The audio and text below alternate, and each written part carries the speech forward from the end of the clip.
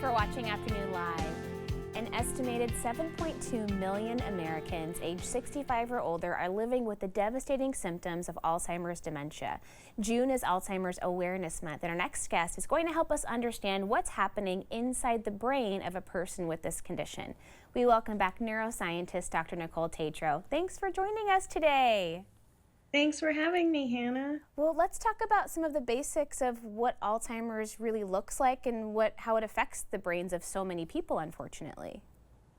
So usually by the time somebody ends up in the doctor's office with the symptom of Alzheimer's is that, they're experiencing problems with memory functioning, they're having challenges with communication, sometimes executive functioning, where that could break down. And the reason why that happens is Alzheimer's affects an area of the brain called the hippocampus. And in the hippocampus is where we store our memories and where we can remember our experiences and have that recall and communication about. Are there some causes or risk factors to be aware of? I think a lot of people want to ask, how much does genetics play into it? So genetics in general is about less than 5%. There are known genes that affect specific proteins for amyloid and beta plaques that you could get buildup in the brain. And that's about less than 5% of the population. Now, there are risk factors that include obesity, heart disease, problems with sleep, problems with a healthy diet, a sedentary lifestyle. So those things contribute to having an Alzheimer's diagnosis. What are some ways that we can actually detect Alzheimer's? Like you mentioned, when people are getting to a doctor, a lot of people, maybe their disease has progressed quite a bit at that point because they're not quite sure what's happening. So the way that they can detect individuals having brain is through brain scans. So you can measure an individual's brain in an MRI and in a PET scan, and what you can find is that you're going to have atrophy in the area of the hippocampus as well as enlarged ventricles, and you're going to see sort of these ailments happen in the brain. Then they also have generalized questionnaires that they use to detect ability for cognition and functioning and memory recall. What are some things to be considered of in terms of normal memory loss over time versus something that might be more alarming and might be related to Alzheimer's or another form of dementia? So normal memory loss happens. Standard missed word recall can happen when we start having middle age. Now, when you're wanting to be a little bit more concerned is when people lose things, because you have multiple aspects of memory. So you have episodic memory, which are important dates and facts. So when that starts to slip, when real autobiographical memories start fading, also semantic memory that you have, which is that memory where you remember important dates and years.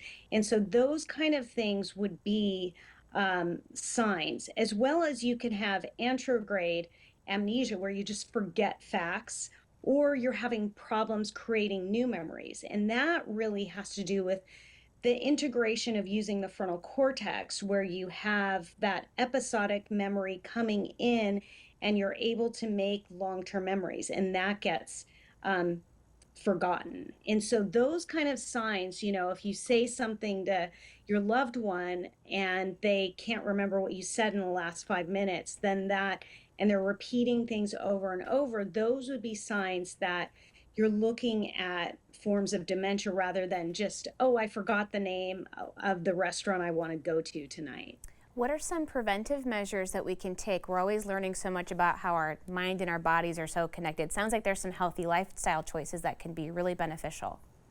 Absolutely. And, the important thing when we realize that we have a diagnosis in our family or with one of our family members is to recognize that there are preventative measures or events in our life that we can really build up that resilience and increase neuroplasticity where you're not losing as many neurons. And that really is simply with having a really good diet. They know that the Mediterranean diet is neuroprotective, so that really helps keep neurons alive.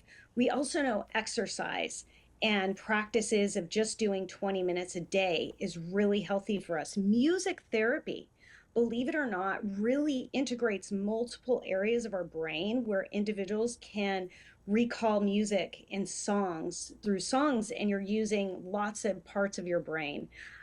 Also, just simple board games, playing things like bingo, those kind of things help, with recall, and that can really help. And social interaction.